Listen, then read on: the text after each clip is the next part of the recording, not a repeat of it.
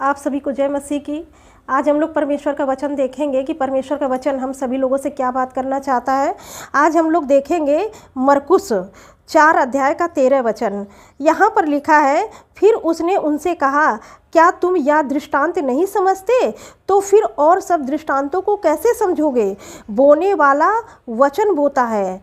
जो मार्ग के किनारे हैं जहाँ वचन बोया जाता है, ये वे हैं जब उन्होंने सुना तो शैतान तुरंत आकर वचन को जो उसमें बोया गया था उठा ले जाता है। ये जो बीज बोने वाला जो निकला था, जो मार्ग के किनारे बीज बोए गए थे, तो ये वचन बता रहा है कि बोने वाला वचन बोता है। आज हम लोग जो परमेश्वर के वचन को सुनाते हैं, तो जो लोग परमेश्वर के वचन को नहीं जानते हैं, तो वो जो वचन सुनाते हैं तो हम लोग क्या करते हैं, उनके जीवन में बीज बोते हैं कि उनका जीवन भी बीज उनके हृदय में गिरे और वो फलवंत हो। तो इसी तरीके से जब बीज बोया जाता है, तो अगर वो बीज मार्ग के किनारे बोया गया है, यानी सड़क के किनारे पर बोया गया है, तो वो क्या होता है, जो मार्ग के किनारे के हैं जहाँ वचन बोया जाता है, ये वे हैं जब उन्होंने सुना तो तुरंत शैतान आता है और वचन को चुरा ले जाता है। तुरंत शैतान आता है और वचन को चुरा ले जाता है, क्योंकि शैतान जानता है कि अगर ये वचन इसके हृदय में गया और कहीं परमेश्वर के वचन उस उपजाऊ भूमि में, जो हृदय की भूमि है, उसमें गिर गया और इनके अंदर विश्वास पैदा हो गया, तो ये लोग उस कठिनाई से, उस समस्या से, उन परेशानियों से बाहर निकल आएंगे। इसलिए शैतान क्या करता है, जब वचन सुनाया जाता है तो वो तुरंत आता है और आपके ध्यान को वो भटका देता है इधर उधर। तो आपने वचन सुना, लेकिन शैतान आ करके आपके अंदर जो वचन बोया गया है वो वचन चुरा ले जाता है और आप फिर वैसे ही जैसे आप आए थे खाली ही रह जाते हैं। तो यहाँ पर हम देखेंगे, फिर लिखा है कि तुरंत आकर वचन को जो उसमें बोया गया था उठा ले जाता है। और दूसरी बात इसमें हम देखेंगे कि एक बीज बोने वाला पथरीली भूमि पर भी बीज बोया था, तो वहाँ पर क्या हुआ था, तो वैसे ही जो पथरीली भूमि पर बोए जाते हैं, ये वे हैं जो वचन को सुनकर तुरंत आनंद से ग्रहण कर लेते हैं। जो किसी लोग की जैसे भूमि हृदय जो है, पहले तो वचन, तो जो बीज है वो परमेश्वर का वचन है और जो हमारा हृदय है वो भूमि है। और अगर वो भूमि पथरीली है, तो यहाँ पर वचन कहता है कि अगर वो भूमि, हृदय की भूमि पथरीली है, तो जो बीज बोया गया है आपके अंदर, तो वो क्या करता है, आप उसको सुनकर तुरंत ग्रहण कर लेते हैं कि बहुत अच्छा है, बहुत अच्छा वचन सुनाया गया, बहुत अच्छा है। तो आप ऐसे सुन करके आपको बहुत अच्छा फील होता है।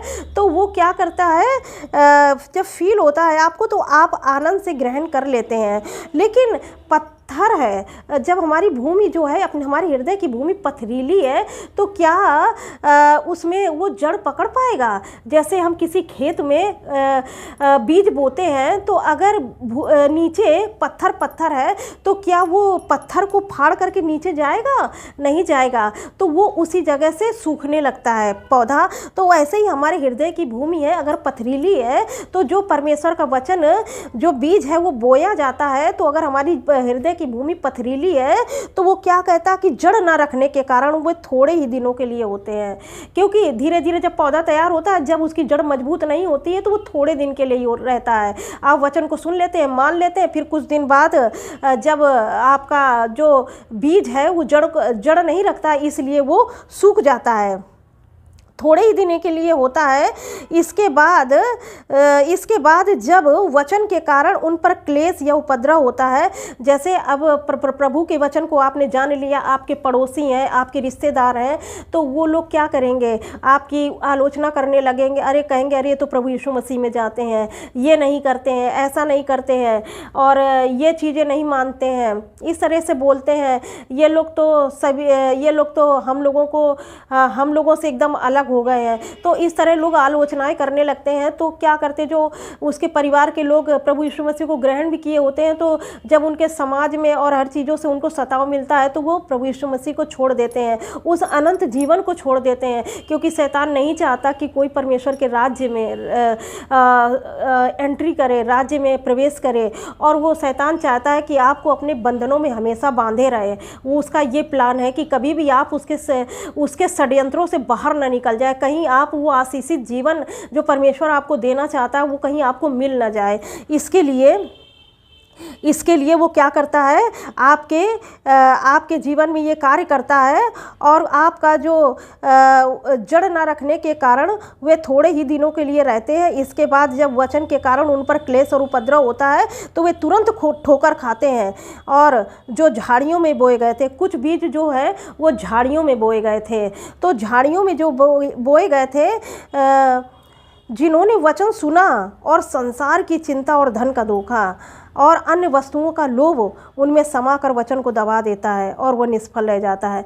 और जो झाड़ी होता है, जैसे हम झाड़ी में अगर कोई, जहाँ पर झाड़ी है, उपजाऊ भूमि नहीं है, अगर वहाँ पर बीज बोएंगे तो झाड़ियाँ उसको दबा देंगी, उसको ऊपर आने ही नहीं देंगी। तो ऐसा ही परमेश्वर का वचन है कि ये जो हमारे अंदर जो है, जैसे धन का धोखा, कि हमारे पास अगर धन है तो हम कहते हैं कि अरे हम सारी चीज़ें खरीद सकते हैं, सब कुछ हमारे हाथ में, सब कुछ हम कर सकते हैं। तो ऐसा हम कर सकते हैं।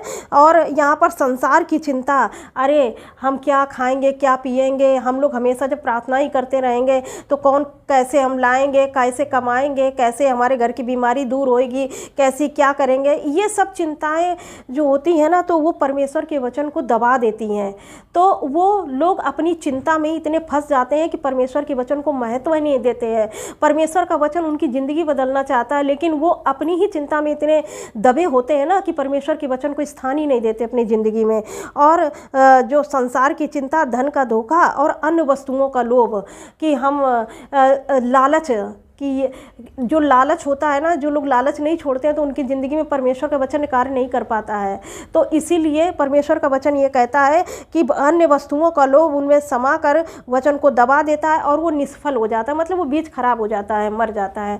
तो इसलिए उससे भी कोई फ़ायदा नहीं होता है। और जो अच्छी भूमि में बोए गए थे, ये वे हैं जो वचन को सुनकर ग्रहण करते हैं और फल लाते हैं, कोई 30 गुना, कोई 60 गुना, कोई 100 गुना।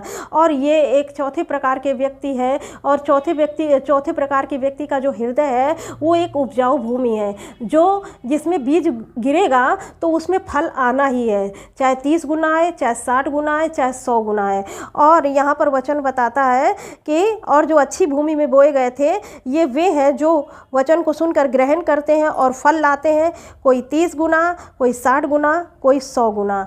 तो इसीलिए परमेश्वर का वचन बताता है ये 4 प्रकार की भूमि पाई जाती है।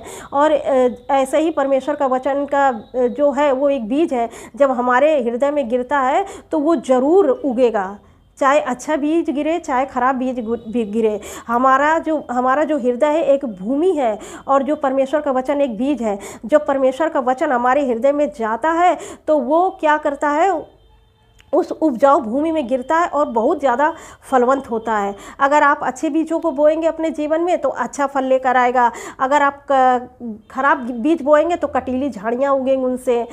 तो इसीलिए वो बीज ज़रूर उगेगा। इसीलिए परमेश्वर का वचन ये बताता है कि शैतान जानता है कि अगर अच्छा बीज आपका हमारी भूमि में गिरा तो वो आपके जीवन में फलवंत कर देगा आपके जीवन को, और आपके जीवन में फल लग जाएंगे, आप परमेश्वर के वचन पर विश्वास करने लगेंगे। इसीलिए शैतान आता तुरंत बीज को उठाता है और चला जाता है, और आप जैसे आए थे वैसे ही अपने घर को लौट जाते हैं। और परमेश्वर का वचन जो आपके हृदय में बोया जाता है वो शैतान चुरा के लेके चला जाता है, तो उससे आपको कोई भी लाभ नहीं होता है। आइए हम लोगों ने जो सुना परमेश्वर का वचन, तो हमको क्या है, हमको कैसा बनना है, हमको चौथे प्रकार का हृदय बनना है, जो उपजाऊ भूमि है, जिसमें 30 गुना, 60 गुना, 100 गुना, इस 3 प्रकार के जो 3 कैटेगरी है, इसमें ये फलवंत होगा ही। चाहे आपके जीवन में जब ये बीज बोया गया है तो 30 गुना चाहे फल आए, चाहे 60 गुना फल आए, चाहे 100 गुना फल आए, लेकिन फल आएगा, वचन कहता है। तो आइए हम लोग छोटी सी प्रार्थना करें और परमेश्वर के वचन में जो सीखे हैं वो बहुत अच्छे से हमारी ज़िंदगी में कार्य करें। आइए हम लोग परमेश्वर के वचन से सीखेंगे। धन्यवाद, धन्यवाद मेरे महान और जीवित पिता परमेश्वर, राजाओं के राजा, प्रभुओं के प्रभु, हम धन्यवाद देते हैं प्रभु, आपके पवित्र हाथों में सौंपते हैं मेरे पिता परमेश्वर। आज के वचन से आशीष दे मेरे प्रभु। जो भी वचन सुनाया गया परमेश्वर पिता, शैतान उन वचनों को न चुराने पाए परमेश्वर पिता, एक उपजाऊ हृदय की भूमि बनने पाए परमेश्वर पिता प्रार्थना करते हैं, आपके पवित्र हाथों में सौंपते हैं प्रभु। ने आशीष दे मेरे प्रभु, जिन्होंने वचन को सुना है मेरे पिता परमेश्वर प्रभु, ये वचन उनके हृदय में बहुत आज से कार्य करे प्रभु पिता परमेश्वर। हर परिस्थिति में परमेश्वर पिता वो खड़े रह सके प्रभु, हम प्रार्थना करते हैं मेरे पिता परमेश्वर। आपके पवित्र हाथों में सब कुछ सौंपते हैं मेरे पिता परमेश्वर। आदर महिमा जलाल आपको देते हैं परमेश्वर पिता, आदर महिमा आपको मिले प्रभु। इस छोटी सी प्रार्थना को यीशु के नाम से मांगते हैं, आमीन। आप सभी को जय मसीह की।